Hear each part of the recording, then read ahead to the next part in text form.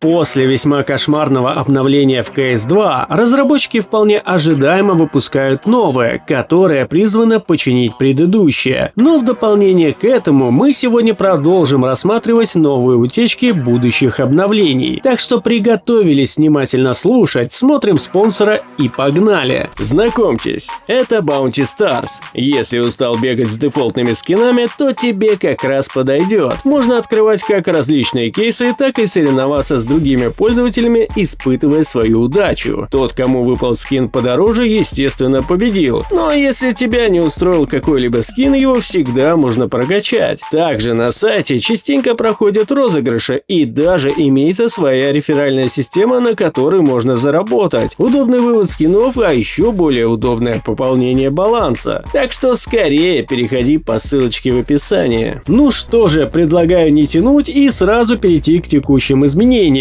Исправлена ситуация, когда оружие могло преждевременно выстрелить после перезарядки. Также пофиксили ситуацию, когда измененные кнопки передвижения игнорировались при корректировке угла обзора при высоком фреймрейте. Ну а также исправили стрейф, когда вы находились в воздухе, который иногда приводил к ускорению. Ну и конечно же исправили весьма забавный баг, при котором, выбрасывая C4, она волшебным образом могла оказаться в другом месте. Ну и по мелочи, исправили множество багов при воспроизведении анимации и звуков от первого лица. Пофиксили позиции именного ярлыка и стат-трека на всем оружии. Исправили также основной материал АВП, который игнорировал наклейки на нем. Ну а еще пофиксили ситуацию, когда предыдущее оружие магнитилось к текущему. Исправили также баг, из-за которого музыкальный набор CS2 заменялся стареньким набором CSGO. И починили окно голосования, которое возникало, когда противоположная команда его вызывала. Да уж, сколько проблем-то принесло предыдущее обновление. И забавно то, что не все еще пофиксили. Но да ладно, теперь перейдем к утечкам, которые мы не успели разобрать еще с предыдущего обновления. В прошлом ролике я забыл упомянуть, что из игры вырезали старенький код, связанный с кооперативными миссиями, который был плотно связан со старой моделью операции в игре, что не отменяет того факта, что разработчики, скорее всего, над ними работают, а даже наоборот, им сейчас нужно их переделывать под новые реалии текущего шаблона миссий. Ну а еще я забыл упомянуть одну деталь, связанную с питомцами. В файлах игры засветилось упоминание яйца в игровом пространстве и от первого лица, и это, скорее всего, означает, что данное яйцо можно брать в руки, как и любое другое оружие. И если разработчики уже дошли до такого, то, скорее всего, фишка с питомцами ближе, чем мы думали. Ну а теперь пройдемся по ассетам, которые мы не рассматривали. Разработчики добавили в игру новый материал золотого меча на карте Dust 2. Казалось бы, нахрена им это делать? Но вместе с материалом завезли дополнительную модельку меча с наименованием Ancient, что, скорее всего, данный мяч предназначается ночной карте Ancient, о которой мы говорили в прошлом ролике. Также оказалось, в игру завезли и материалы для данной карты, которые имеют эффект дождя и, возможно, дополнительных эффектов свечения луны и текущей воды по различным поверхностям. И это лишний раз доказывает, что она существует и над ней действительно работают. Ну и, конечно же, как же без утечек будущей карты на следующую ротацию сезона. В файлах игры были замечены изменения в материалах будущего ремейка Cobblestone, а конкретно они работают над новым эффектом снежного слоя, который будет включать в себя отблеск снежинок. Вот такие вот дела. Ну а на этом пока что все. Всем огромнейшее спасибо за просмотр.